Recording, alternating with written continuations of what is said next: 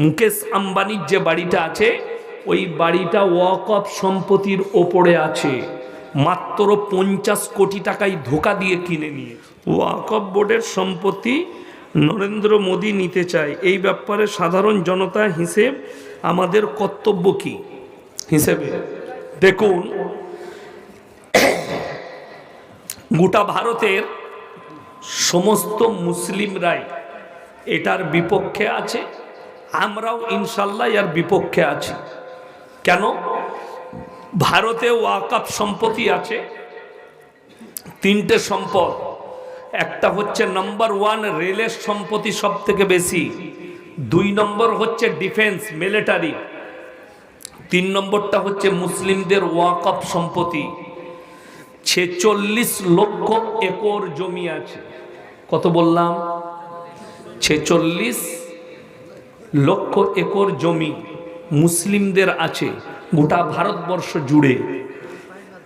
এতটা কার নেই। এগুলো কারা দিয়েছে? আমাদের বাপদাদরা পূর্বপুরুষরা ওয়াকফ করেছে আল্লাহর রাস্তায়, আল্লাহর রাস্তায় দিয়েছে। সরকার কি করতে চাইছে বলে দিই, তাদের নিয়ম বলিগুলো। তারা এইটা হস্তক্ষেপ করবে এবং এই বোর্ডটা এর ক্ষমতাটা সম্পূর্ণ যাবে কার কাছে? ডিএম এর কাছে, এসডিওর কাছে। তারা চাইলে ধরেলেন সে এসে আপনার গ্রামে বলল এই জায়গায় সরকারি একটা কোনো প্রকল্প হবে, আপনার এই মসজিদটা ভেঙে আমরা এখানে প্রকল্প করব, আপনারা অন্য জায়গা দিচ্ছি, টাকা দিচ্ছি, মসজিদ করলেন। এটা কখনো মেনে নিয়ে যায়? কখনো নয়। আপনার মাদ্রাসা আছে, কেউ গ্রামের লোক দান করেছে, তারা এসে বলবে মাদ্রাসাটা ভেঙে সরিয়ে দাও। শুনেলেন, এইটা হচ্ছে নাম্বার 1 প্ল্যান। আর এই প্ল্যানটা হয়েছে আদানি আর আম্বানির জন্যে। মুকেশ আম্বানির যে বাড়িটা আছে ওই বাড়িটা ওয়াকফ সম্পত্তির ওপরে আছে, মাত্র 50 কোটি টাকায় ধোকা দিয়ে কিনে নিয়েছে। 50 কোটিতে। এখন ওইটার দাম মিনিমাম 1000 কোটি টাকা। কত বললাম? 1000 কোটি টাকা। টাকার আমাদের ওয়াকফ সম্পত্তির ধোকা দিয়ে কিনেছে, ওইটাকে বাঁচাতে চাইছে। আর কিছু মুসলিমদের জমিগুলো, জায়গাগুলো, এগুলো আদানিকে দিয়ে দিবে, তুমি তোমার ফ্যাক্টরি তৈরি করো আমাদের কাছ থেকে কেড়ে। এই কাজ করতে চাইছে। আমরা বেঁচে থাকতে ইনশাল্লাহ আমাদের ওয়াকফ সম্পত্তির হেফাজত করবো। জোরে বলুন ইনশাল্লাহ। কখনো এর বিরোধিতা করবেন না। মুর্শিদাবাদে প্যান্ডেলে আল্লাহ হু আকবার কেন্দ্র করে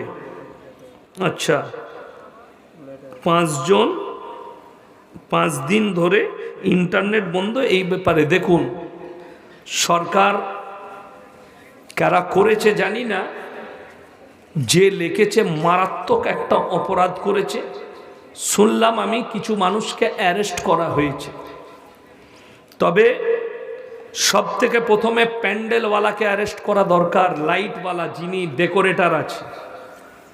যে তুমি যে লাইটটা লাগালে এর পেছনে বড় মাথাটাকে আছে, এটা কিন্তু কম্পিউটারে টাইপ করা হয়েছে, তারপরে ওইখানে ফিট করা হয়েছে। ওই ডেকোরেটরকে আগে অ্যারেস্ট করতে হবে পুলিশের।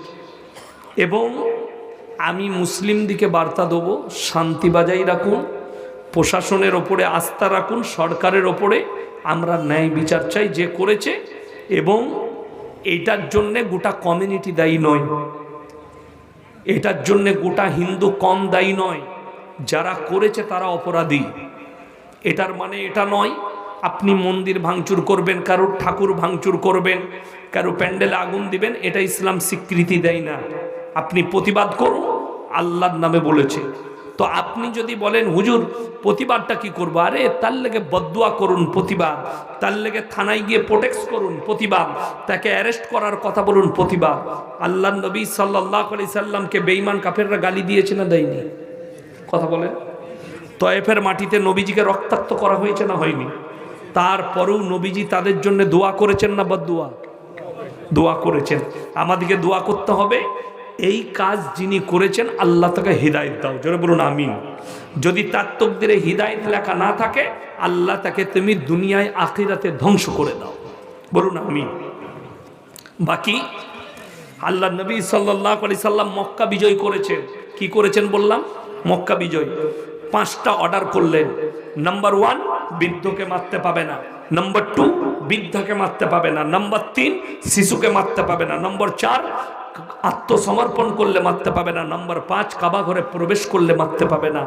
এই এলান করার পরে দলে দলে বেঈমান কাফেররা নবীজির কাছে ইসলাম কবুল করেছেন। জোরে বলুন সুবহানাল্লাহ।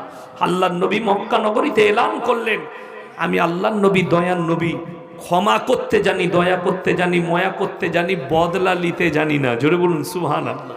হাদিসের কথা বলুন, আমার কাছে কিয়াম জায়েজ নেই। আমি বসে চলে এলাম, আমি আমার বয়ান করে বাড়ি চলে এলাম। একদিন পরে পেছনে গিয়ে দেখছি মুনাফিকি করছে। একজন গালি দিলে ইয়াসিনকে লাথি মেরে ফেলে দিতাম আমি থাকলে, ওই সব হুজুরদের ছেলে। আমি কিছুই মনে করিনি, আমি উত্তর দিয়েছি। এই হুজুর ফতোয়া দিচ্ছে এদের পেছনে নামাজ পড়লে নামাজ হবে না। আর বিশ্বাস করুন, আমি আমার ড্রাইভারকে শিখিয়ে আসিনি, একজন উঠে যান ড্রাইভারকে জিজ্ঞেস করুন। গত বৎসরে ফজরের নামাজ পড়ে 1 ঘন্টা বায়ান করেছি কোলাঘাট। আমি দাওয়াত লুবো না, তারা ছাড়বে না। আমি বললাম সময় নাই। বলে হুজুর এখানে এসে জলসা করে ঘুমাবেন, ফজরের পরে 1 ঘন্টা বলবেন, তাহলেই আমাদের হয়ে যাবে। আমরা এত যখন বলছো যাব। আমি গিয়ে ঘুমালাম, সেখানে রাত 3টেই ঢুকেছি, ফজর পর্যন্ত ঘন্টা 1.5 ঘুমিয়েছি। আমাকে উঠিয়ে নিয়ে গেল মসজিদে, উজু করলাম, ফাঁস কাতারে বসেছি আমি। তখন মুসল্লিরা আসে নাই, হুজুরের বয়ান চলছে স্টেজে। আমাকে ইমাম সাহেব বললে, ভাইজান আপনি নামাজটা পড়ান। আমি দাঁড়িয়ে গেলাম, নামাজ পড়ালাম। ওই হুজুর আমার পেছনে নামাজ পড়লো। এরপর বিশ্বাস করুন, এই লোক স্টেজে বলছে তোমরা এদের পেছনে নামাজ পড়ো না, কিন্তু সে নিজে আমার পেছনে নামাজ পড়ছে। কথাটা বুঝতে পেরেছেন?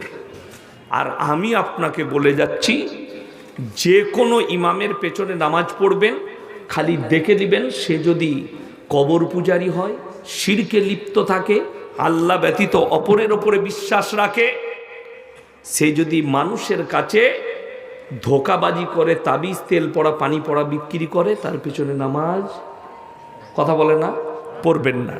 যদি দেখেন এই গুণগুলো তার মধ্যে নেই, আপনি নামাজ পড়বেন, আপনার নামাজ হবে। সে মধ্যে শিরক নেই, নামাজ হবে। বেদাত নেই, নামাজ হবে। কাফের ফতোয়া আমাদের মুখ দিয়ে শুনতে পারবেন না। গালি দিচ্ছে, আমি সহ্য করছি। আমাকে যারা গালি দেয় আমি দোয়া দিই, আল্লাহ তোমাদেরকে হিদায়েত দেখ। এর থেকে আর কি আছে? মা বোন তুলে গাল দাও, যদি এটাই শিক্ষা হয়। আর বুখারী শরীফের হাদিসে আছে, যারা অশ্লীল ভাষা গালিগোলজ করে, এটা মুনাফিকদের 1 নম্বর আলামত। 1 নম্বর। ডাইরেক্ট স্টেজে বলছে ওয়াহাবিদের জবাই করা মুরগি খাওয়া যাবে না, ওয়াহাবিরা গরু জবাই করলে খাওয়া যাবে না। আরে ভাই, দিল আর দিমাগ থেকে ভেবে চিনতে ফতোয়া দাও, ভেবে চিনতে। তুমি কোথায় গিয়ে বিপদে পড়বে তোমার জানা নেই।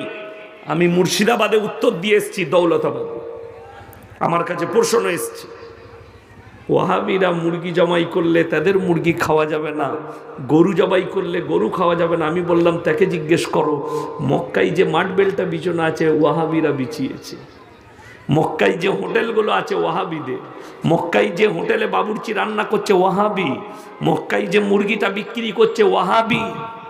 সেইখানে উমরা করতে গিয়ে, হজ করতে গিয়ে কি খাস? পানি খেয়ে থাকিস? যে খেজুরটা খাচ্ছিস ওই বাগানটা ওয়াহাবিদের। কথাটা বুঝতে পেরেছেন না পারেননি? জমজমের কূপে যে মেশিনটা লাগানো আছে ওটা ওয়াহাবিদের। তাহলে তুই ভেবে দেখ, তোর থেকে বড় হারামখোর কেউ হতে পারে? তুমি ফতোয়া দিচ্ছ, ফতোয়াবাজি করবেন না। ইসলামকে বুঝুন, মানুষকে বোঝানোর চেষ্টা করুন। সবাই নিয়ত করুন, আজ থেকে আল্লাহকে ভয় করব, জোরে বলুন ইনশাআল্লাহ। তা আপনি ভেবে নেবেন, যারা চাইছে, যারা বলছে ইসলামকে পিছিয়ে দাও, ইসলাম শেষ হয়ে যাবে, এগুলো সব পাগলের মতো ভুল বকছে। ইসলাম যদি শেষ হয়ে যেত, মক্কাতেই শেষ হয়ে যেত। আল্লাহ নবী জানাবে মুহাম্মাদুর রাসূলুল্লাহ, সকলে বলুন সাল্লাল্লাহু আলাইহি ওয়াসাল্লাম, তিনি কাবা ঘরে কোরআন পড়ছেন। বেঈমান কাফেররা বাইরে তাবলীগ শুরু করেছে। কিসের তাবলীগ? وقال الذين كفروا لا تسمعوا لهذا القرآن والغوا فيه لعلكم تغلبون। হে নবী, তুমি যে কোরআন আবৃত্তি করো, বেঈমান কাফেররা বাইরে তাবলীগ করছে, নবী যে কোরআনটা পড়ছে কোরআন শুনো না, হাততালি মারো আর কানেতে আঙ্গুল দাও। তারপরও ইসলামকে রুখতে পেরেছে? কথা বলেন। গোটা পৃথিবীতে আজকে 250 কোটি মুসলমান, রুকা যায়নি। আপনি কার কথা লিখছেন? দুটো চোর, ছেঁচোর, বেঈমান, জিনাকারী নবীজিকে গালি দিচ্ছে, আপনি মনে করছেন যে ইসলাম শেষ হয়ে যাবে? আল্লাহকে কেউ গালি দিয়েছে, ইসলাম শেষ হয়ে যাবে? আরে আজকে কবে থেকে গালি দিয়ে আসছে বেঈমান কাফেররা। আমি আপনাদিকে বলে যাচ্ছি, আপনাদিকে যদি খ্রিস্টানরা মুহাম্মদ সাল্লাল্লাহু আলাইহি সাল্লামকে গালি দেয়, আমরা কিন্তু ঈসা নবীকে গালি দিতে পারবো? গালি দেওয়া যাবে। আপনি গালি দিলে আপনার ঈমান চলে যাবার খাতরা আছে, আপনি গালি দিতে পারবেন না। তারা গালি দিবে, তারা নিজের ক্ষতি করছে। কোরআনে আছে, চা দিচ্ছ তো আরো যে বিশৃঙ্খলা হচ্ছে, বন্ধ করে দাও, চা বন্ধ করে দাও, বন্ধ করে দাও, এখন ওয়াজ করতে ডিস্টার্ব হবে। আরে মা বোন, আপনাদের কাছে চাদর যাবে, যদি যে যেরকম পারবেন 10, 20, 50 টাকা তাবলিগি জালসাতে খরচ আছে, যে যেরকম পারবেন 10, 20, 50 এখানেও পৌঁছে দিতে পারেন। এটা দান। ভালো কাজে তা'মুরুনা বিল মারুফ ওয়া তানহাউনা আনিল মুনকার, ভালো কাজে আদেশ করো, মন্দ কাজ থেকে রুখে নাও। দান করাটা ভালো কাজ। আপনাকে বললাম, ইচ্ছা হলে দিবেন কিছু। আসসালামু আলাইকুম। আল্লাহ করিয়েন না। তো আমি যেটা বলছিলাম আপনাদিকে, পৃথিবীর বেঈমান কাফের সব যদি একদিকে দাঁড়িয়ে যায়, না কোরআন মিটাতে পারবে না ইসলাম মিটাতে পারবে, রকেটের মতো ছুটবে। তার কয়েকটা প্রুফ দিচ্ছি। ভারতের মিডিয়ারা জানেন তো কুত্তার মতো ছুটে বেড়াচ্ছে কার পেছনে? 1 মাস আগে পাকিস্তানে প্রোগ্রাম হয়েছে, 1 বছর আগে ফিফা ওয়ার্ল্ড কাপে প্রোগ্রাম হয়েছে, কাতারে যখন বিশ্বকাপ হয়েছে, সেখানে যতদিন খেলা হয়েছে প্রত্যেক দিন একটা করে অন্যান্য দেশে অনুষ্ঠান হয়, গানের অনুষ্ঠান। সেখানে বললে এইখানে অনুষ্ঠান হবে, প্রত্যেক দিন ডাক্তার জাকির নায়েকের একটা করে বক্তব্য হবে, ইংরেজিতে, আপনার উর্দুতে, হিন্দিতে। ভারতের কুত্তারা কুত্তার মতো ছুটছে মিডিয়া। আর এই মানুষ, ইনি তো আতঙ্কবাদী বলছে না, বলেনি? আতঙ্কবাদী তাকমা। কবে শুনতে পাবেন ইয়াসিনও অ্যারেস্ট হয়ে গেছে, বুঝলেন? কিন্তু তারা অ্যারেস্ট হবে না। দিন রাত গালি নবীজিকে। কুকুর দুটো সময়, দুটো পজিশনে কুকুর চিল্লাতে শুরু করে। কটা পজিশনে বললাম? দুটো। এক হচ্ছে যদি কুকুরটা খেপে যায় তখন চিল্লায়, তা না হয় আর একটা পজিশন, মালিক যদি সাথে থাকে, পেছনে দাঁড়িয়ে থাকে, তখন চিল্লায়। সমঝদারোকে লিয়ে ইশারা কাফি। যারা আলেম আছেন, শিক্ষিত আছেন, তারা বুঝে যাবে। ভারতে যতগুলো কুত্তা নবীজিকে গালি দিচ্ছে, হয় তাদের পেছনে মালিক দাঁড়িয়ে আছে, নাহলে পাগল হয়ে গেছে। দুটোর মধ্যে একটা, পাগলখানায় পাঠা। আমি দেখলাম কালকে একটা মারাত্মক ক্লিপ, এদিকে অ্যারেস্ট করা হবে। বলছে, इस साल तो हम लोगों ने रावण को जलाया, दूसरे साल तैयार रहो, मोहम्मद और आली का पुतला जलाएंगे। नाउजबिल्ला बोले, किंतु প্রকাশ্যে বলছে অ্যারেস্ট হবে না, অ্যারেস্ট করার ক্ষমতা নেই। কিন্তু এটা যদি কোনো মুসলিম বলে, আর বিশ্বাস করুন আমরা মৌলবীরা সাপোর্ট করি না যে কেউ কারুর দেবদেবীকে গালি দিবে। তোমরা কারুর ধর্মকে গালি দিও না, নিজের ধর্মর চর্চা করো, আল্লাহ যাকে হিদায়েত দিবে সে ফিরে আসবে। কথাটা বুঝতে পেরেছেন না পারেন? আপনি লোকের ধর্মকে গালি দিলে সে আপনার আল্লাহকে গালি দিবে। কোরআনে আছে, ওয়ালা তাসুব্বুল্লাযীনা ইয়াদউনা মিন দুনিল্লাহি ফায়াসুব্বুল্লাহা আদওয়াম বিগাইরি ইলম।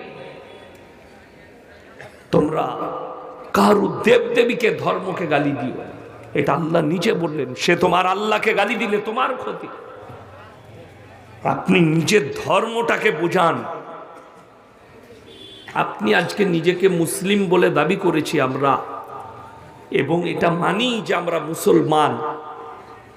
আমি কালকের জলসাই বলেছি, আল্লামা ইকবাল বলেছেন, ইস ঘর কো আগ লাগি ঘর কি চিরাগ।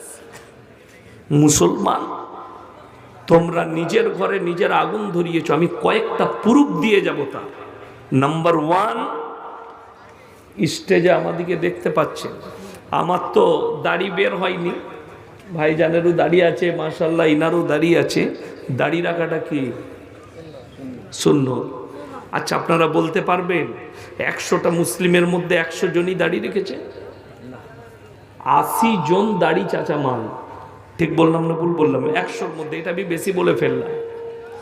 ইমানদারির সঙ্গে বলুন তো, আমাদের দেশে পুলিশের চাকরি মুসলিমরা করে, করে না? করে না? অনেক ছেলে আছে ডিফেন্সে চাকরি করে, মিলিটারিতে অনেক মুসলিম আছে। আপনাকে আমি এটাও দেখিয়ে দেবো যে পাঞ্জাবিরাও পুলিশের চাকরি করে, করে না? করে না? আচ্ছা, দেখেছেন কোনো পাঞ্জাবি পুলিশের চাকরি করার কারণে দাড়িগুলো চেঁচে দিয়েছে, পাগড়িটা খুলে দিয়েছে? কথা বলে না?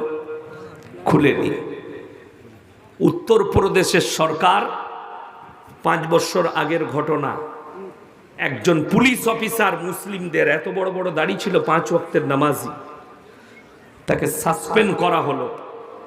থানার ওসি, তুমি দাড়ি চেঁচে তারপরে ডিউটি জয়েন করবে। বেচারা দাড়ি চেঁচে সেখানে ডিউটি জয়েন করেছে। গোটা ভারতের মুসলিমরা টুইট করে বলতে লাগলো, যোগী হচ্ছে ইসলামের দুশ্মন। এটা আবার বুঝতে কি বাকি আছে? তিনি ইসলামের দুশ্মন? যদি একটা মুসলিমের দাড়ি চাচার জন্যে যোগীজি যদি মুসলমানের দুশ্মন হয়, 80% মুসলমান নিজে থেকে সেলুনে গিয়ে নিজের দাড়িগুলো চেঁচে দিচ্ছে, এরা কার দুশ্মন আমি আপনার কাছে জানতে চাই। কথাটা বুঝতে পারেননি? বড় কষ্ট লাগে। একটা পাঞ্জাবির যদি দাড়ি কাটার কথা বলে, তার গলাটা কেটে দিবে তারা। নিজের ধর্ম থেকে তারা সরবে না। বহরমপুর যেতে, বহরমপুর থেকে যখন হাই রোডে আসছেন, পলসন্ডা পার করে একটা হোটেল আছে, পাপ্পুদা ধাবা হোটেল। পাপ্পুদা ধাবা পাঞ্জাবিদের হোটেল। 2 ভাই বসে থাকে, মাঝে মাঝে আমাকে খুব ভক্তি করে, কিন্তু তারা নিজের ধর্ম থেকে সরেনি। মদ বিক্রি করে না, মুখে দাড়ি, মাথায় পাগড়ি, তারা তাদের ধর্মের উপরে অটল আছে। কিন্তু মুসলমান, আপনাকে দেখিয়ে দেব, মদ বলুন, মদ কি? মদ স্পর্শ করা কি হারাম? আপনাকে আমি রতুয়াই দেখিয়ে দেবো, মুসলমান মদ খাচ্ছে, মদ বিক্রিও করছে। ঠিক বললাম না ভুল বললাম? বড় কষ্ট লাগে। আচ্ছা, কোরআনে লেখা আছে মদ তোমাদের জন্য স্পর্শ করা হারাম। এরপরে যদি কোনো মুসলমান মদ খায়, সে কোরআনের বিরুদ্ধে গেল না? গেল না? সে আল্লাহর বিরুদ্ধে সংগ্রাম ছেড়ে দিল, আল্লাহর সঙ্গে রসুলের সঙ্গে যুদ্ধ ঘোষণা করেছে। সে আর মুসলমান কি করে রইল? কোন মুসলমান আপনাদের মধ্যে জানেন না সুদ খাওয়া হারাম? হাত তুলে বলুন তো যে আমি জানি না সুদ খাওয়া হারাম। সবাই জানে না? জানে না? জানে। জানার পরে সুদ খাচ্ছে। আপনি তাকে কি করে মুসলমানের খাতায় রেখেছেন? যে জানে সে তো কোরআনের বিরুদ্ধে গেল। কেন? আল্লাহ কোরআনের ডাইরেক্ট বলেছেন, এখানে ঢাকাঢাকি নাই, ওয়াহাল্লাল্লাহুল বাইয়া ওয়া হাররামার রিবা। তোমাদের জন্য সুদকে হারাম, ব্যবসাকে হালাল করেছি। আপনি সুদ খাচ্ছেন হারাম জেনে। কোরআনের বিরুদ্ধে সংগ্রাম। রসুলের হাদিস, 1 টাকা যদি কেউ সুদ খায়, নিজের মায়ের সঙ্গে 36 বার জিনা করার সমান পাপ হবে। আপনি জেনেও এই পাপে লিপ্ত হয়েছেন, তাইলে আপনি আপনার মায়ের সাথে জিনা করার পাপ প্রত্যেক দিন করছেন। আপনি জান্নাতে যাবার আশা কি করে করেন? কি করে আপনার বিবিকে ডালালো আমি জান্নাতে যাব? বড় কষ্ট লাগে, দুঃখ লাগে এই সমাজের প্রতি। সব কিছু জানার পরেও আমরা সেই বেঈমান কাফেরদের আখলাকগুলোকে নিয়ে নিয়েছি। কিসের জন্যে? আমার পয়সা চাই, আমার টাকা চাই, সম্পদ চাই। আপনারা বলুন, টাকা থাকলে পয়সা থাকলে সে খেতে পায়, তাই তো? কথা বলে না? টাকা থাকলে সে খেতে পায়, যার টাকা নাই সে খেতে পায় না। আরে বোকা, জানা নেই রুজির মালিক সকলে বলুন কে? আল্লাহ। যদি টাকাই ভালো মন্দ খাওয়া যেত, টাকাই যদি সুখ হতো, তাহলে পার্থবাবুকে জেলে গিয়ে জিজ্ঞেস করে আসুন, স্যার টাকায় কত সুখ। তিনার গার্লফ্রেন্ডের বাড়ি থেকে 250 কোটি টাকা পাওয়া গেছে, টাকায় সুখ আছে? না। শুনেলেন রসুলের হাদিস, আল্লাহর রাস্তায় দিনের পথে যারা থাকবে আল্লাহ তাদেরকে ইজ্জতের রুজি দান করবেন। জোরে বলুন সুবহানাল্লাহ। হাদিসে আছে, কেউ যদি 5 ওয়াক্তের নামাজি হয়, মৃত্যুকাল পর্যন্ত তার রুজিতে কোনোদিন কমই পড়বে না, কমই দিবেন না। 5 ওয়াক্তের নামাজি হলে। রুজি মানে কি? হালাল রুজি। এই মৌলবিদিকে আমাদিকে দেখছেন, আমাদের কাছে করোড় টাকার ব্যালেন্স নেই, কিন্তু বিশ্বাস করুন আল্লাহ হালাল রুজি, ভালো রুজি, দামি খাবার আল্লাহ আমাদের প্লেটে দিয়ে দেয়। আসা মাত্র মলি সাহেব নাস্তা করবেন, বর্ধমান থেকে এসছেন, ডিম সিদ্ধ, কাজু, কিশমিশ, পেস্তা খান। আমরা চাই না, চলে আসছে দস্তরখানে। শাক ডাল ভাত খাবেন, ভাতটা যদি হালাল হয় আল্লাহর কসম, রাতের বেলায় যদি ঘুমানোর পরে এশার নামাজের পরে খানা খেয়ে ঘুমান আর মৃত্যু হয়ে যায়, কবরও আসান হবে, পরকালটাও আসান হবে।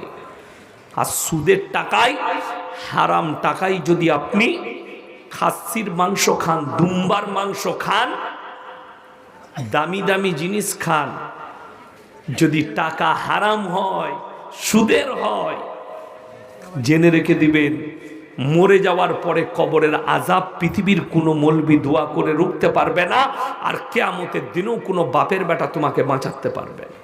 আমাদের তো মানুষের একটা ব্রেনে স্কেচ দাঁড়িয়ে গেছে, যত রকমের যা করবি পাপ করবি কর, মরে যাওয়ার পরে মলি সাহেবরা দোয়া করে জান্নাতে দিবে। ওই লাইনটা পেলেন কোথায় আপনি?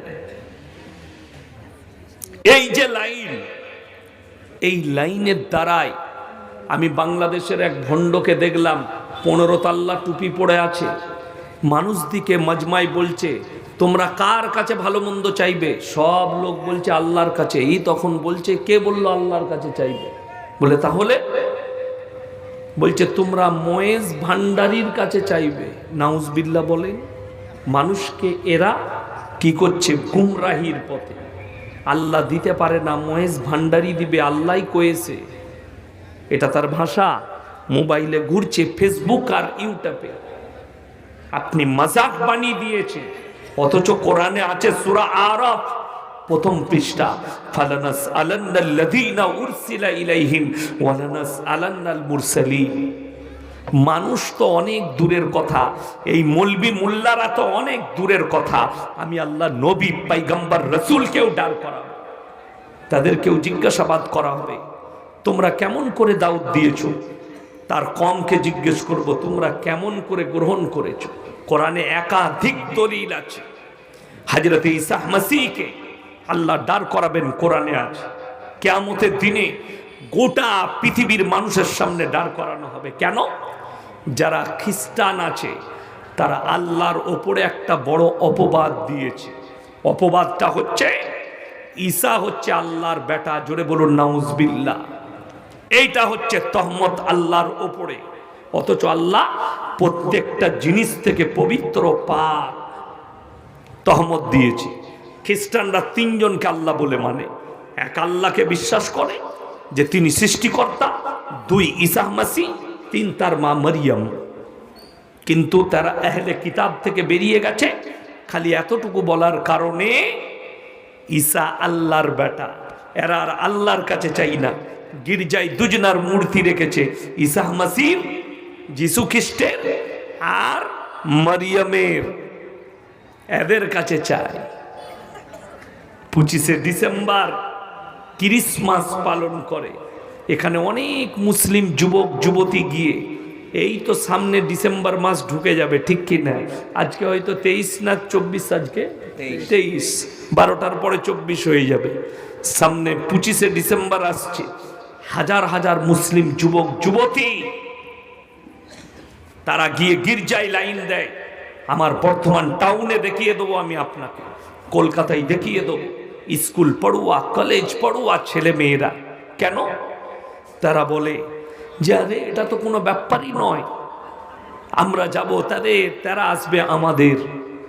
বড় কষ্ট লাগে। ওই মুসলিম যুবক যুবতীকে জিজ্ঞেস করো, তোমরা ঈদের নামাজ পড়ো, তারা কি আসে তোমার সাথে ঈদের নামাজ পড়তে? না তোমার মুখে পিশাব করে দেবে, তুমি দাওয়াত দিয়ে দেখো, সে আসবে না, তুমি যাও।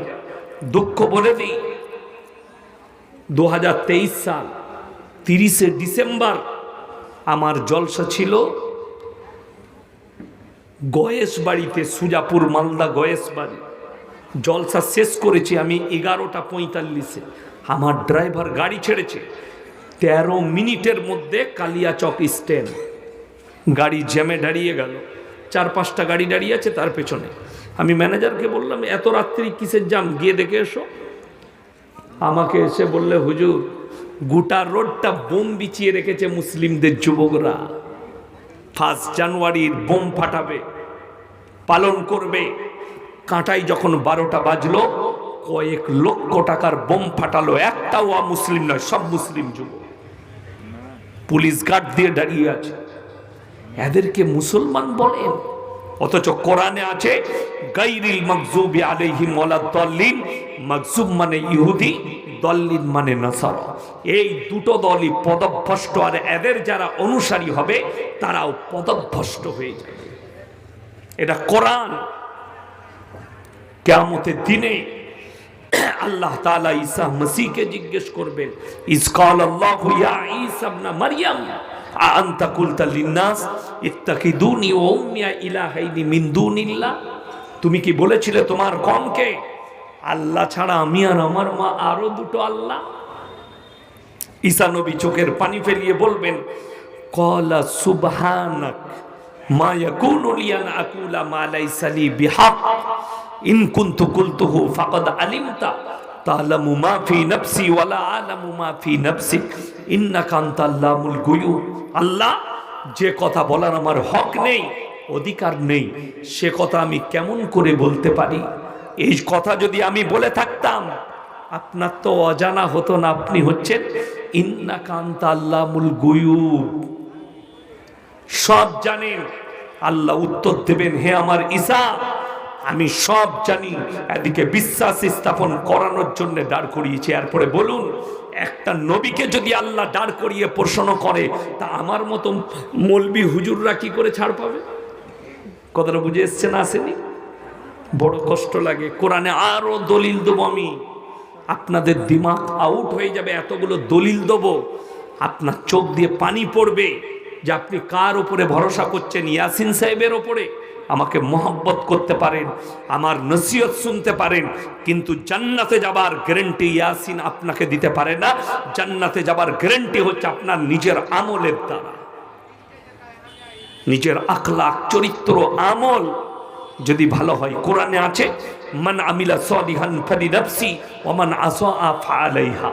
যে বা যাহারা ভালো কাজ করবে তাহারা পুরস্কৃত হবে, যে বা যাহারা খারাপ কাজ মন্দ কাজ করবে তাদেরকে তিরস্কার করা হবে কিয়ামতের দিনে। এটা কোরআন।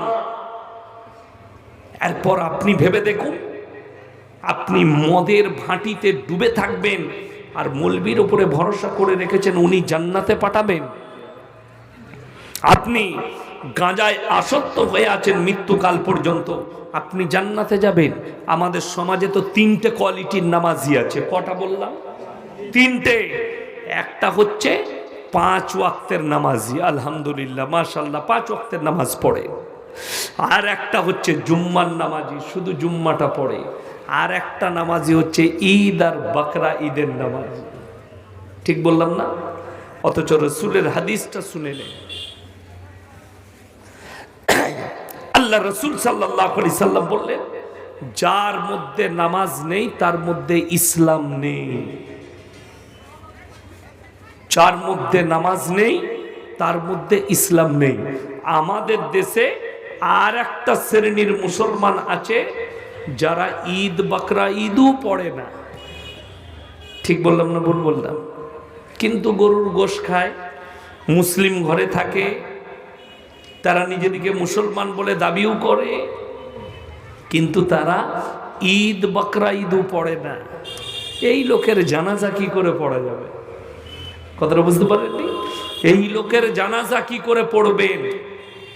যদি জানা যায় মুসলিম বাড়িতে কেউ বসবাস করে আর সে যদি মুশরিক হয়, আল্লাহ ব্যতীত অপরকে সিজদা করে, আল্লাহ ব্যতীত অপরকে বিশ্বাস করে, আল্লাহ ব্যতীত অপরকে ভালো মন্দের মালিক মনে করে, আল্লাহর উপরে ঈমান না রাখে, জেনে রেখে দিবেন তার জানাজার নামাজ পড়া যাবে না, তার দাফন কাফন করা যাবে না।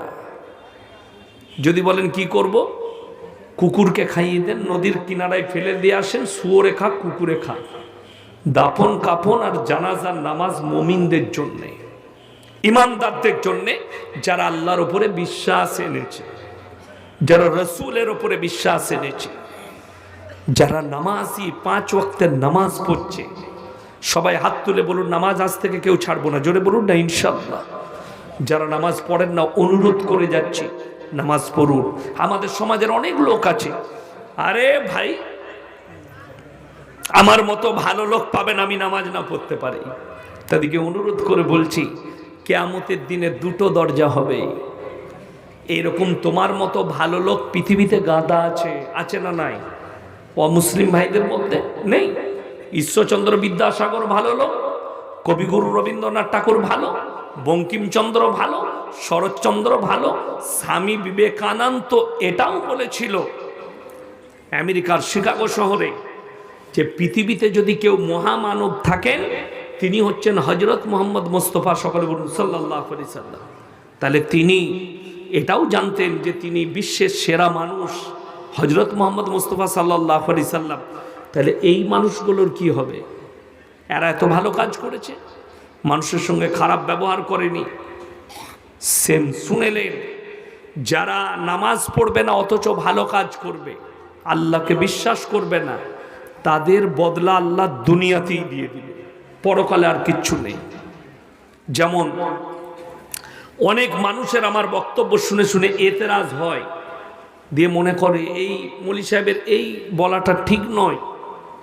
যেমন আপনাকে বলি, আমি কিছু জলসাই বলেছি সলমান খানকে মুসলমান বলা যাবে না, মুশরিক। শাহরুখ খান মুশরিক, আমির খান মুশরিক, মনসুর আলী খানের ছেলে সৈফ আলী খান মুশরিক। যদি বলেন দলিল কি? তারা আল্লাহ ব্যতীত মাটির তৈরি মূর্তির পূজা করে। করে না? করে না? দলিল আছে, ইউটিউব খুলে দেখিয়ে দেবো আমি, মোবাইল খুলে। সলমান খানের বাড়িতে গণেশের উপাসনা হয়। কিসের বললাম? গণেশের পূজা হয় তার বাড়িতে। কি করে তার বাপ মুসলমান হলো, তার ভাই মুসলমান হলো? আমি একটা কথা বলার কারণে অনেক জনার জ্বলন ধরেছিল, দেখলাম কমেন্টে গালি দিয়েছে। পাকিস্তানের একজন বড় স্কলার আছে, তার নাম তারিক জামিল, বক্তব্য দেয় ইউটিউব ফেসবুকে, আমি দেখতে পাই মাঝে মাঝে। তো তিনাকে দেখলাম একটা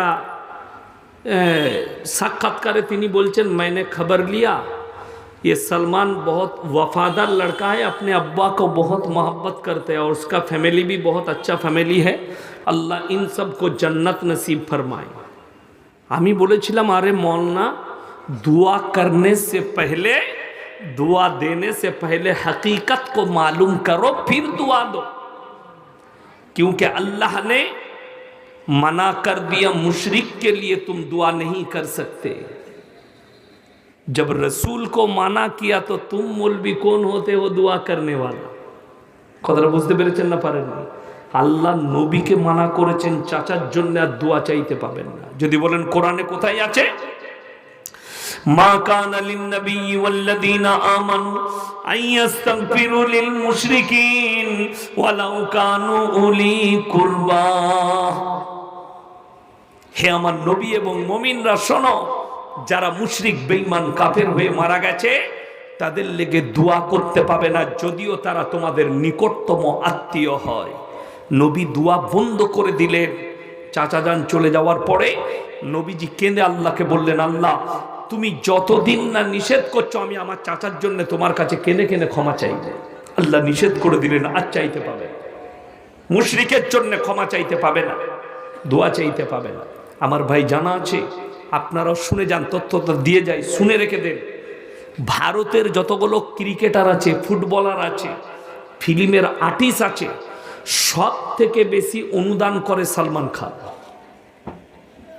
100 টাকা ইনকাম করে 90 টাকা চ্যারিটিতে দিয়ে দেয়।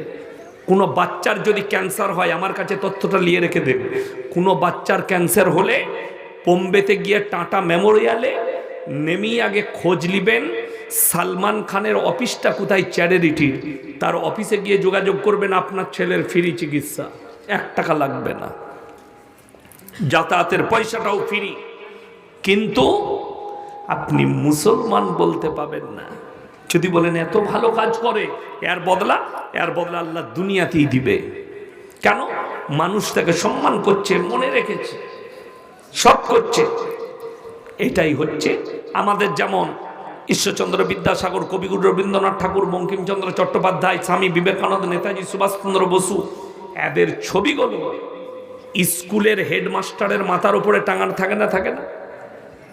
মানুষ এদের জন্ম মৃত্যু বার্ষিক পালন করছে, করে না? ফুলের মালা দিয়ে, ফুলের মালা দিয়ে এদের জন্ম মৃত্যু বরণ, আপনার জন্মদিবস মৃত্যু দিবস পালন করছে। এইটাই তো হচ্ছে পাওনা। কিন্তু কিয়ামতের দিনে কিচ্ছুই থাকবে না। কথাটা বুঝতে পেরেছেন না পারেননি? কিয়ামতের দিনে এদের জন্য আর কিচ্ছু থাকবে না। যা পেয়েছে দুনিয়ায়, কিয়ামতের দিনে মুমিনরা পাবে। হ্যাঁ, যদি এরা ঈমান আনে তাহলে থাকবে। কোরআন খুলে নেন, শুনিয়ে দিই। যারা মনে করছেন আমি নামাজ পড়ি না, নামাজ রোজা করি না, কিন্তু মুসলমান, তারা কান খুলে শুনেলেন সেদিনে তারা কিভাবে কান্নাকাটি করবে। আমার মায়েরা যারা নামাজ পড়েন না, যারা রোজা রাখেন না, যে মায়েরা ইসলামের প্রতি আকৃষ্ট নয়, তাদেরকে অনুরোধ করে বলে যাচ্ছে, এই কোরআনের আয়াতটা শুনেলেন। কিয়ামতের দিনে জান্নাতীরা জান্নাতের রাস্তা পার করবে, জান্নাতের রাস্তায় ঢুকবেন, আর জাহান্নামীরা জাহান্নামের দিকে যাবে। জান্নাতীরা তাদেরকে দাঁড় করাবে কি বলে? ফি জান্নাতি ইয়াতাসালুনা আনিল মুজরিমিনা মা সালাকাকুম ফি সাকার। তোমরা কেন জাহান্নামে যাচ্ছ? তোমরা বলতে আমরা পাড়ার ভালো লোক, তোমরা বলতে আমরা ভদ্র, গায়ের মধ্যে গ্রামের মধ্যে ভালো, আজকে তোমরা জান্নাতে জাহান্নামে কেন যাচ্ছ? তাদের 1 নম্বর উত্তর যেটা আসবে সেটা মারাত্মক।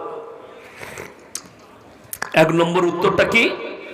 ক্বালু লাম নাকু মিনাল মুসাল্লিন, আমরা নামাজি মুসল্লিদের মধ্যে ছিলাম না। কোরআন 1 নম্বর, আমরা নামাজি মুসল্লি ছিলাম না, তাই আল্লাহ আমাদেরকে জাহান্নামে পাঠিয়েছে। ওয়ালাম নাকু নুতিমুল মিসকিন, এবং আমরা মিসকিনকে খানা খাওয়াইতাম না, তাই আল্লাহ আমাদেরকে জাহান্নামে পাঠিয়েছেন। এর পরেরটা বড় প্যাথেটিক আর মারাত্মক। ওয়া কুন্না নাকুদু মাল খাইদিন, দাড়ি টুপি নামাজি মুসল্লিদিকে দেখে হাসি ঠাট্টা বিদ্রুপ করত, আর আমরাও তাদের সাথে মজাক উড়াতাম, তাই আল্লাহ আমাদেরকে জাহান্নামে পাঠিয়েছে। হে আমার বাবাজিরা, নামাজ পড়তে পারো না, আল্লাহর কাছে কাঁদো, আল্লাহ আমাকে নামাজ পড়ার তৌফিক দাও। কিন্তু কোনো দাড়ি টুপিওয়ালার मजाक उड़ियो ना, नमाजिर कोनोदिन मजाक उड़ियो ना। तारा बोलबे हम मजाक उड़ाने वालों में से थे, इसीलिए अल्लाह ने हमको जहन्नम में भेजा। कठिन परिस्थिति दाঁড়াবে, সবাই নামাজ পড়বেন তো? জোরে বলুন ইনশাআল্লাহ। নামাজ কেউ ছাড়বেন না। হে আমার যুবক, হে আমার যুবতী, আমার ভাইয়েরা, নামাজ অবশ্যই পড়বেন। নামাজ মারাত্মক একটা হাতিয়ার। কিসের? নোংরামি থেকে বাঁচার। ইন্না সলাতা তানহা আনিল ফাহশাই ওয়াল মুনকার। নিশ্চয়ই নামাজ এমন একটা ইবাদত, মানুষকে অশ্লীল কাজ থেকে সরিয়ে ভালো কাজের দিকে নিয়ে যায়। আগে চলুন আমার ভাই, দেখুন বেঈমান কাফেরদের একটা মেহনত, তারা কতটা কামিয়াবি লাভ করেছে জানেন? তাদের মেহনত, এই সমস্ত মুসলিমরা এরা যেন কোরআন থেকে বিচ্ছিন্ন হয়ে যায়, এদের সম্পর্ক কোরআনের সাথে না থাকে, এদের সম্পর্ক মাদ্রাসা মসজিদের সাথে যেন না থাকে, এদের সম্পর্ক যেন ছিন্ন হয়ে যায়, এরা যেন বেঈমান কুফরির পথে চলে। এইটাই হচ্ছে তাদের মিশন, আর তারা তাদের মেহনতে কামিয়াবি লাভ করেছে। যদি বলেন কেমন করে, তাদের কামিয়াবিটা বলে দিই, তারা কিভাবে কামিয়াবি লাভ করেছে। আজকে আপনি বলুন ইমানদারির সঙ্গে, কটা বাড়িতে বাংলা মানে কোরআন আছে? 100টা ফ্যামিলির মধ্যে আমার মনে হয় 70 থেকে 80টা ফ্যামিলিতে বাংলা মানে কোরআন নেই। আপনি আপনার পরিবারকে কিনে দিতে পারেননি, আপনার ফ্যামিলিতে বাংলা হাদিসের কিতাবগুলো আনতে পারেননি। বড় বড় আলেমের লেখা দামি দামি বই, যেগুলোর দ্বারা আকীদা ঠিক হবে, যেটার দ্বারা আপনি শিরক বিদআত জানতে পারবেন, যেটার দ্বারা আপনার ঈমান মজবুত হবে, সেই কিতাব আপনার বাড়িতে নেই। যদি আছে তো কি আছে? বেঈমান কাফেরদের দিয়া মারাত্মক অস্ত্র মোবাইল, যেটার দ্বারা ঈমান চুর চুর হয়ে ধ্বংস হয়ে যাবে। অবাক হবেন আজকাল যে পরিস্থিতি দাঁড়িয়েছে, সামনে মাধ্যমিক পরীক্ষা আসছে, বাচ্চা মাধ্যমিক পরীক্ষা দিয়েছে, ফার্স্ট ডিভিশন পেয়েছে, নানিকে ফোন করে বলছে লাতনি, নানি আমি ফার্স্ট ডিভিশন পেয়েছি, আমাকে একটা মোবাইল লাগবে। নানির কাছে পয়সা নেই, নানার কাছে পয়সা নেই, গ্রুপ লোন নিয়ে নাতনিকে ফোন কিনে দিয়েছে। এক তো সুদের পয়সা, হারামের পয়সা, দ্বিতীয় আর এক হারাম কিনে দিল, যেটার দ্বারা সে জিনাতে লিপ্ত হয়। একটা মোবাইলের দাম 15,000 মিনিমাম, কিন্তু একটা কোরআনের দাম 500 টাকা। দামি একটা বাংলা মানে কোরআন লাতনির হাতে তুলে দিয়ে বললে, এই মাস ছুটি থাকবে, কোরআনের মানেগুলো দেখো আর নামাজটা ছাড়ো না, নামাজটা পড়ো। আপনার লাতনি দিনদার হতো। কেন বলছি জানেন? কত বিপজ্জনক। আমার কাছে একটা বর্ধমান জেলার লোক হঠাৎ রাত্রে ফোন করলো, কটাই? রাত 2টোয়। তখন জলসার সিজন ছিল না। আমি মাদ্রাসা থেকে রাত 10টা 11টায় বাড়ি গেছি, ঘুমাচ্ছি। রাত 2টোর সময় ফোন, হুজুর একবার উঠে আসতে পারবেন? আমি বললাম এত রাত্রে গিয়ে কি করব, আমি ফজরের সময় যাচ্ছি। বলে হুজুর একবার আসুন না, বিপদ হয়েছে। আমি বললাম মাদ্রাসার গেটে দাঁড়াও, আমি যাচ্ছি। আমি ফোন করে গেটম্যানকে বললাম গেটটা খুলে অফিসে বস করা। আমি গেলাম আমার স্কুটি নিয়ে, বাড়ি থেকে একটু 300 মিটারের ভেতরে মাদ্রাসা। আমার অফিসে বসে আছে, নানি আছে, নানা আছে, আর তার একটা বেটা আছে। বড় ছেলেটার বিয়ে শাদী হয়েছে। কি হয়েছে বাবু? হুজুর খুব বিপদ। কেন? তো ওর নানা বলছে এই নানি ভালোবেসে লাতনিকে একটা মোবাইল কিনে দিয়েছিল। লাতনির বয়স কত? 13 বৎসর। কত বললাম? 13। কি হয়েছে বাবু? বললে হুজুর একটু বলে দেন ফোন করে মুর্শিদাবাদে অমুক থানায়, আমি থানাটার নাম করব না, রেকর্ডিং। কি হয়েছে? একটা ছেলের সাথে পালিয়ে গেছে, ফোনের মাধ্যমে প্রেম করে। খোঁজ নিলাম, ছেলেটার অলরেডি একটা স্ত্রী আছে, বিবাহিত ছেলে। আপনি ভেবে দেখুন যে এই মেয়েটা গেল কেন? এর জন্য দায়ী কি ওই মহিলা, ওই মেয়েটা, বাচ্চা মেয়েটা? না, এর জন্য দায়ী হচ্ছে আর ফ্যামিলি, আর মা বাপ, আর নানি। যেহেতু তার বয়স হয়নি, তাকে জিনা করার যন্ত্র কিনে দিয়েছ, আসক্ত হয়ে পালিয়েছে। বড় কষ্ট লাগে। প্রশাসনকে ফোন করে মেয়েটাকে আনা হলো, তারাই পৌঁছে দিয়েছে, প্রশাসন বাবুরা, তারা মেয়ে ছেলে অফিসারের দ্বারা পৌঁছে দিয়েছে ওই থানায়। বাচ্চা বড় কষ্ট লাগে। ওই জন্যই আপনারা আলেমদের টাচে থাকুন, ইসলামের টাচে থাকুন। কিয়ামতের প্রথমে, কিয়ামতের মারাত্মক আলামতটা যারা বাবা আছেন শুনে যান, যারা নানা নানি বেঁচে আছেন তারা শুনে যান। কিয়ামতের মারাত্মক আলামতের মধ্যে একটা আলামত হচ্ছে রাস্তাঘাটে কুকুরের মতো নারী পুরুষ জিনা করবে। এটা কিয়ামতের আলামতের মধ্যে একটা আলামত। সেই আলামত প্রকাশ হতে চলেছে। গতকালকে দেখলাম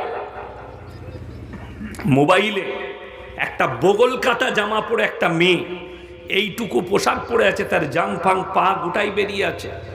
একজন বাবার সঙ্গে ভ্যাস হচ্ছে, তার সঙ্গে তর্কতর্কি। কি বাবাকে বলছে ও पहले के जमाना था, अभी का जो जमाना है, पहले लड़का लड़की अपने आप को समझ ले उसके बाद शादी करे।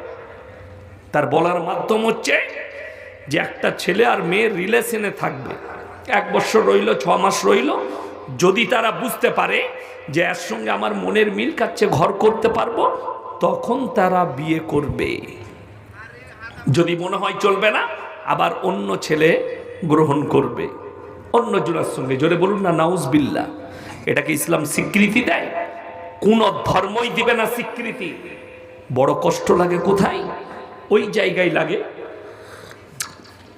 বাবা কিন্তু খুব সুন্দর উত্তর দিয়েছে। মেয়েটা বলছে আবি তো আকসার ডিভোর্স হো যা রাহা হ্যায়। বেশিরভাগ এখন ডিভোর্স হচ্ছে না, হয়নি, ছাড় তাল্লাক। তার কয়েকটা মূল কারণ আছে। তার কারণ হচ্ছে, মারাত্মক কারণের দিকটা হচ্ছে, বিয়ের আগে একাধিক ছেলের সঙ্গে যদি একটা মেয়ে মিলামিশা করে, আর বিয়ের আগে যদি একটা ছেলে একাধিক মহিলার সঙ্গে মিলামিশা করে, বিয়ের পরে তাদের দাম্পত্য জীবন সুখী হতে পারে না। প্রত্যেকটা কচিকাঁচা মেয়েকে বলছি, কোরআনে আছে আল্লাহ তোমাকে যে যৌবনটা দিয়েছে, মুমিনদের আখলাক, ওই যৌবন হচ্ছে তোমার স্বামীর আমানত। পুরুষরা, যুবকরা, তোমাকে আল্লাহ তাআলা যে লজ্জা স্থান দিয়েছে, এটা তোমার স্ত্রীর আমানত যৌবনটা। এটা যদি তুমি জিনার রাস্তায় খরচ করো, তোমার দাম্পত্য জীবন সুখী হতে পারে না। আমি ইয়াসিন বলে গেলাম। জিনাতে লিপ্ত হইও না। ওই জন্যে উপযুক্ত বয়সে বিবাহ দিয়ে দাও সন্তানদের, মেয়েদের। আমাদের সমাজের একটা কি আছে, ছেলের বয়স হয়ে গেল 25 বছর, বিয়ের বয়স পেরিয়ে যাচ্ছে। বাপকে জিজ্ঞেস করো তোমার ছেলের বিয়ে দিবে না? না না, ছেলে নিজের পায়ে দাঁড়াক তারপরে বিয়ে করবে। ও নিজের পায়ে দাঁড়াতে দাঁড়াতে শেষকালে দেখবেন ওরা ছেলেই হবে না বিয়ের পরে। আমার এক বন্ধু চাকরি পেয়েছে, চাকরি পাবো দিয়ে বিয়ে করব, 38 বছর বয়সে চাকরি পেয়েছে। 39 বছর বয়সে বিয়ে করেছে, 1 বছর পরে ছেলে হয়েছে 40 বছরে। 3 বছর পরে দেখা বাজারে, ভাই বিয়ে শাদী করলে? জি জি করেছি। কটা ছেলে পিলে হলো? হুজুর একটাই হয়েছে। আর লিবে না? আচ্ছা, একটা ছেলে 40 বছরে বাচ্চা হলো, 3 বছর বয়স, 40 আর 3 কত? কথা বলে না? 43 বছর বয়স। আমি বলছি আর ছেলে লিবে না? একটাকেই ডাক্তার করব, ভালো করে মানুষ করব, হুজুর আর লিব না। আমি, তুই লিবি নাকি? তোর তো আর হবে না, গোডাউন খালি। 43 বছর বয়স আর ছেলে হয়, তুই তো বুড়ো হয়ে গেছিস। বিয়ের মজা পাবি কোথায়? উপযুক্ত বয়সে বিবাহ দাও। সব থেকে মারাত্মক দিক, বেঈমান কাফেররা এই মেহনত করেছে। বাবা তাকে বলেছে डिवोर्स के पहले वजह ये है शादी से पहले बहुत सारे लड़के के साथ संबंध करना। अच्छा, আপনাকে বলে দিই, বিয়ের আগে দেখবেন আমাদের কথা আছে, কোনো কুকুর যদি 7 ঘাটের পানি খায়, 1 ঘাটের পানি তাকে ভালো লাগবে? তুমি 7টা ছেলের সঙ্গে মিলামিশা করেছো, তোমাকে আর বিয়ের পরে ওই একটা ছেলে ভালো লাগবে না, 7 জনকে খুঁজতে লাগবে। ইসলাম ওই জন্য নিষেধ করেছে কোরআনে, ওয়ালা তাকরাবুজ জিনা ইন্নাহু কানা ফাহিশা ওয়া সাআ সাবিলা। ব্যভিচার করা অনেক দূরের কথা, যে রাস্তায় ব্যভিচার হয় সেই রাস্তার ধারে পাশে তোমরা যাতায়াত করবে না, এটা কোরআন। সেই রাস্তার ধারে পাশে যাতায়াত করো না। আজকে বলে দিই, আপনি যে যুগটা অতিক্রম করছেন, বর্বরতার যুগ আসছে, শিক্ষিতর যুগ নয়। কিয়ামত কাছে আসছে না দূরে যাচ্ছে? কাছে আসছে। কিয়ামত করিবান, কাছে। এই জন্য মাথায় রাখবেন, আল্লাহ রসুল সাল্লাল্লাহু আলাইহি সাল্লাম বলেছেন, কিয়ামতের পূর্বে বর্বরতার যুগের পাপগুলো মডেলিং হয়ে পৃথিবীতে ফিরে আসবে। মডেলিং হয়ে, আজকে তো সেইগুলোই আসছে মডেলিং হয়ে। মানুষ, আজকে আপনাকে দেখিয়ে দেবো, আপনাদের এলাকায় অনেক আছে, বিশেষ করে মালদা, মুর্শিদাবাদ, দিনাজপুর আর নদিয়া। আমার বর্ধমানে পাবেন না। আমাদের বর্ধমানে যদি কেউ এখন বেটার বিয়েতে যৌতুক চায়, তাকে পাড়ার লোক ঘৃণা করে। বিশ্বাস করুন, আমি আমার গ্রামে 40 থেকে 50টা এমন বিয়ে দেখলাম, সব বিনা পয়সায়, 1 টাকা লোক। ওই জন্যই তো লাভ ম্যারেজ বেড়ে গেল। কাদের জন্য? মেয়ের বাপের জন্য, ছেলের বাপের জন্য। যৌতুক নিবে তো দেখতে পাবে সে কার মেয়েকে নিয়ে পালিয়ে এসছে, টাকাও পাবে না, পয়সাও পাবে না। যৌতুক লিয়া হালাল না হারাম? কথা বলে না এরা? যদি হারাম হয়, যে লোকটা নিজের ছেলের বিয়েতে যৌতুক লিচ্ছে সে হালাল কাজ করলো? হারাম। আমি একটা জলসাই বলেছি যে যদি মনে হয় যে আমাকে পয়সা নিতে হবে, আমার কাছে পয়সা নেই, গলায় গামছা দিয়ে বেটার হাটে নিয়ে যাবে, পাঁঠা বিক্রি করতে এনেছি আমি। পয়সা নেই, পাঁঠা বেচবো, আমার বেটাকে বেচতে এনেছি। আরে আমার যখন বিয়ে হয়, আমার শ্বশুর জিজ্ঞেস করেছে, আমার স্ত্রীকে বলেছে, আমার নিজের ফুপা হয়, জামাইকে জিজ্ঞেস করবে ক মিটার ছিট লাগবে ঈদে। আমি বললাম যে তোমার আব্বাকে বলবে যে তোমাদের গ্রামের লোকের ক মিটার লাগবে, আমি বর্ধমান থেকে ধরিয়ে দেবো, টেনে নিতে বলবে। আল্লাহ দিয়েছে, থাকবে না, ছিঁড়া জামাটা কেচে কচালে ঈদের নামাজ পড়বে। এখন তো ঈদের নামাজ পড়তে গেছে, লুঙ্গিটাও শ্বশুর শ্বশুর গুঁদাচ্ছে, আন্ডার প্যান্টটাও শ্বশুরের, জামাটাও শ্বশুরের, তোয়ালিটাও শ্বশুরের। তোর কি? বলে শরীরটা খালি আমার। নাউজুবিল্লাহ। তুমি যৌতুক নিবে, হারাম জিনিস, আল্লাহর কাছে কি জবাব দিবে জানেন? রাসূল আকরাম সাল্লাল্লাহু আলাইহি ওয়াসাল্লাম বসে আছেন, একজন সাহাবী ঈমান এনেছে, কিন্তু এত কাঁদছেন, এত কাঁদছেন। আল্লাহর নবী বললেন, তুমি এত কেন কাঁদছো? ইয়া রাসূলুল্লাহ, আমি আমার বাচ্চা মেয়েকে জ্যান্ত অবস্থায় দাফন করেছি। আমার মেয়ে খালি কেঁদেছে আর বলেছে, আব্বা আমি কি অপরাধ করেছি? আমি বলেছি তুমি দুনিয়াতে এসছো, এটাই তোমার অপরাধ। নবীজি সাল্লাল্লাহু আলাইহি সাল্লাম চোখের পানি ফেলালেন আর বললেন, তুমি কলমা পড়েছো, আল্লাহ তোমাকে ক্ষমা করেছে। কিন্তু হে আমার সাহাবীরা শোনো, যার একটা মেয়ে সে জান্নাতি, যার দুটো মেয়ে বেশক জান্নাতি, যার 3টে মেয়ে সে জান্নাতে আমার সঙ্গে ঢুকতে পাবে। জোরে বলুন সুবহানাল্লাহ। অথচ দুঃখ লাগে, বেদনা লাগে, আপনি মেয়ের ওপরে ঘৃণা করেন। একটা মেয়ে 18 বৎসর পর্যন্ত পেলে আপনার ঘরে তুলে দিচ্ছে সন্তানের হাতে। রুজির মালিক সকলে বলুন কে? আল্লাহ। আপনার ছেলে যদি বিয়ে করে, রুজির মালিক আল্লাহ। নিশ্চয় তার জুড়ি যখন বাড়িতে আল্লাহ পাঠিয়েছেন, তার রুজির ব্যবস্থাও কে করবেন? আল্লাহ। আমি যখন উত্তরপ্রদেশ লখনৌ কিরাত পড়ি ইরফানিয়ায়, সেই বছরে আমার শেষ পড়া, কুরবানির সময় আমার বাড়ি থেকে ফোন করে আব্বা বললে কুরবানিতে বাড়ি এসো, টাকা পাঠাচ্ছি, টিকিট কেটে নাও। আমি যেখানেই পড়তাম আমি বাড়ি আসতাম না, রমজান ছাড়া বাড়ি আসতাম না। গুজরাটে থাকতে আমি 3 বছর পরে বাড়ি এসেছিলাম। তো আমি বললাম কেন? বলে তোমার লেগে একটা মেয়ে দেখেছি। আমার তো ভয় হয়ে গেল যে আমি বিয়ে করে কি খাওয়াবো, লোকে বলে। তো বাড়ি এলাম কুরবানির ছুটিতে, আমার নিজের ফুপুর মেয়ে দেখতে গেলাম। যেদিনে ফারেক হয়ে এলাম, বিয়ে হয়ে গেল। বর্ধমান টাউনে একটা মাদ্রাসায় জয়েন করলাম। মন্না আব্দুল মুজিদ সাহেব, হেড মন্না খাগড়াগড় মাদ্রাসা, আমারই বড় ভাইয়ের মতো খুবই শ্রদ্ধা করেন। তো উনি বললেন, ইয়াসিন আমার কাছেই থাকো, খুব ভালোবাসতেন।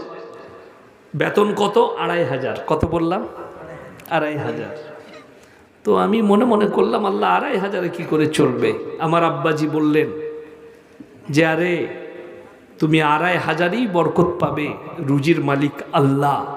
আমি বিবাহ করলাম, বিশ্বাস করুন, যেদিনে 2500 বেতন ছিল, যে বরকতটা ছিল, আজকে 2.5 লাখে সেই বরকতটাই আছে। কোনোদিন অভাব বুঝতে পারেনি বিয়ের পরে। ওই জন্যে আর আমাদের 4 ভাইয়ের বিয়ে দিয়েছে আমার আব্বুজি। কারোর শ্বশুর যদি বলতে পারে যে 4 না পয়সা দিয়েছি, আমি সমাজের বুকে আর জীবনে বক্তব্য দেবো না, এটা বাই রেকর্ডিং বলছি। 4 ভাইয়ের বিয়ে দিয়েছে। কেউ যদি কারোর শ্বশুর বলতে পারে 4 ভাইয়ের মধ্যে যে 4 না দিয়েছি, 4 না দিয়েছে আমার মা বাপ, ইনশাল্লাহ সমাজের বুকে আর বক্তব্য দেবো না। বরঞ্চ সোনা দিয়ে আমার আব্বা নিয়ে এসছে, 1 টাকা লাগে নাই, খেতে পাইনি। সব থেকে সুখী, বড় কষ্ট লাগে। আপনি যদি সুখী হতে চান, আমি দক্ষিণ দিনাজপুরে, আমার মনে পড়ছে না, আমি বাসে এসেছিলাম অনেক দিন আগে, ট্রেনে 5 বছর আগে। তো জলসা করতে গেলে এক ভদ্রলোকের বাড়িতে রাখলেন, খুব সুন্দর মাটির বাড়ি, দেখছি রং ফং করেছে বাড়িটা। তো দেখলাম একটা দামি গরু বাঁধা আছে। আমি বললাম যে কি ব্যাপার, এই গরুটা তো মারাত্মক। বললে, হুজুর আমার মেয়ের বিয়ে, তাই আমি গরুটা কিনেছি, খানা হবে, 2 দিন পরেই বিয়ে আছে, জলসার পরে। আমরা আচ্ছা আচ্ছা। তো আমার কাছে কি প্রকাশ করলো জানেন দুঃখটা, যে মেয়ের বিয়ে তো দিচ্ছি, এই দেখুন এই যে আমার জায়গাটা, আমার বুকটা ফেটে যাচ্ছে। আমি বললাম, জায়গাটা আমার বিটির নামে লিখে দিই। বললে, না, জায়গা বেচে গাড়ি কিনে দিতে হবে। আমার বাপের দিয়া জায়গা আমাকে বিক্রি করেও যৌতুক দিতে হচ্ছে। লোকটার চোখের পানি এলো। ওই চোখের পানিটা কাহার হয়ে পড়বে, বরকত পাবে না। বেঈমান কাফেরের মতো আখলাক। তার কারণ একটাই, একটা বিবাহ যখন আমাদের সমাজে বিবাহ গঠন হচ্ছে, দিন ঠিক হচ্ছে, সুন্নত তরিকায় কিভাবে হবে, এই মৌলবিদিকে ডেকেছেন যে একটা মন্না থাকবে, গ্রামের ইমামকে বসাও, কোন রকমের শরীয়ত বিরোধী কাজ যেন না হয়, ইসলাম বিরোধী কাজ যেন না হয়। অথচ আপনাকে হাজার দেখিয়ে দেব আমাদের সমাজে এত বিশৃঙ্খলা কেন? তার কারণ একটাই, নামাজ নাই, রোজা নাই, দিনদারি নাই, তাকওয়া নাই, পরেজগারি নেই, ইসলামী শরীয়তের সাথে আপনার কোনো সম্পর্কই নেই। বেঈমান কাফেররা ওই জন্য সুযোগ পেয়েছে। তা না হলে 1 জানুয়ারি মুসলমানদের ছেলেরা ফিস্টি করে, 25শে ডিসেম্বর মুসলমান পালন করে, তারা ঠান্ডা মাথায় আপনাকে জিনা করাচ্ছে, আপনি অনুভব করতে পারবেন না। ঠান্ডা মাথায় মুসলমানরা যেন জিনায় লিপ্ত হয়, আপনি বুঝতে পারবেন না। তারা নাম রেখে দিয়েছে ভ্যালেন্টাইন ডে। 14ই ফেব্রুয়ারি কাজ হচ্ছে জিনা করা। তারা নাম রেখেছে রোজ ডে, কাজ হচ্ছে জিনা করা। তারা নাম রেখেছে চকলেট ডে, কাজ হচ্ছে জিনা করা। তারা নাম রেখেছে কিস ডে, কাজ হচ্ছে জিনা করা। আপনার জানা আছে বেঈমান কাফেররা কত খুশি যে মুসলমানদের কাছে আমাদের মেহনত কাজে লেগেছে। কিয়ামতের পূর্বে সমাজে হারাম আওলাদে ভরে যাবে, পাপে ভরে যাবে। মুসান্নাব ইবনে আবু শাইবার হাদিস, মসজিদগুলো হে আমার সাহাবীরা নামাজিতে ভরে যাবে কিয়ামতের পূর্বে। কিন্তু তারা থাকবে কেমন? দেন তারা কিভাবে থাকবে? তারা সুদখোর নামাজি হবে, তারা সুদখোর নামাজি হবে। তাদের মধ্যে মুমিন কেউ থাকবে না। বড় বড় অট্টালিকা বাড়ি বানাবে আর শপিং মল বানাবে, বাড়ি বানানোর কম্পিটিশন শুরু হবে কিয়ামতের পূর্বে। কিয়ামত কত কাজে বুঝতে পারবেন। রতুয়া বাজারে একটা গরিবের ছেলে ভিক্ষা করে খায়, পয়সা নেই। সে কি করেছে? কোনো মানুষের পকেট থেকে 10 টাকা চুরি করেছে, তাকে গাছে বেঁধে পিটাচ্ছে চোর বলে। ঠিক বললাম না ভুল বললাম? চোর। একে গাছে বেঁধে পিটাও।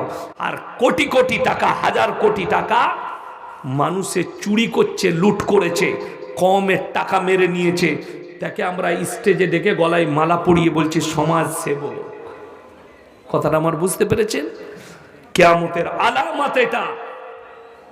কিয়ামতের আলামতের মধ্যে আর একটা আলামত, শিক্ষিতরা চুপচাপ বসে দেখবে আর অশিক্ষিতরা দেশ চালাবে, এটা কিয়ামতের আলামত। চিঙ্গারিটা ফিলিস্তিনে গাজায় লেগেছে। আমি 1 মাস আগে বলেছিলাম লেবানন জড়াবে, লেবানন জড়িয়ে গেছে। তারপরের সপ্তাহে বলেছিলাম ইরান জড়াবে, ইরান জড়িয়ে গেছে। খুব তাড়াতাড়ি তুরস্ক জড়াবে। লেখেলেন 1 মাস যাবে না তুরস্ক যুদ্ধে জড়াবে, তারপরের মাসে লিবিয়া জড়াবে। গোটা মিডিল ইস্টে চিঙ্গারি উঠে যাবে। চারিদিকে সবাই সাজাতে শুরু করে দিয়েছে। মহা বিনাশক হবে পৃথিবীতে। বিশেষজ্ঞরা বলছে যদি পরমাণু যুদ্ধ হয়, ইরান এত তাড়াতাড়ি বলেনি, ইরান পরমাণু তৈরি করে ফেলেছে। বিশেষজ্ঞরা বলছে ভেতরে ভেতরে ইরান পরমাণু তৈরি করেছে, যার কারণে আমেরিকাকেও লাল কার্ডে দিয়েছে যে যদি হিম্মত থাকে লড়ে পড়ো আমার সাথে। কেন? গোটা মিডল ইস্টে চিঙ্গারি। আপনি তৈরি থাকুন। 20 কোটি মুসলমানের প্রাণহানি হবে পৃথিবীতে, 20 কোটি। কিন্তু ফাতে হবে মুসলমানের। গোটা পৃথিবীতে ইসলামের ঝান্ডা লহরানো হবে। কিয়ামতের ময়দান হবে গাজার ময়দানটা, ফিলিস্তিনের ময়দানটাই হবে কিয়ামতের ময়দান। সেইখানেই গোটা পৃথিবীর মানুষকে আল্লাহ জমা করবেন। ইমাম মেহদি আত্মপ্রকাশ করবেন, অত্যাধুনিক অস্ত্র দিয়ে যুদ্ধ শুরু করবেন এবং ঝান্ডাটা আল আকসায় গাড়বেন। পৃথিবীর আর কোনো শক্তি তাদের সামনে দাঁড়াতে পারবে না।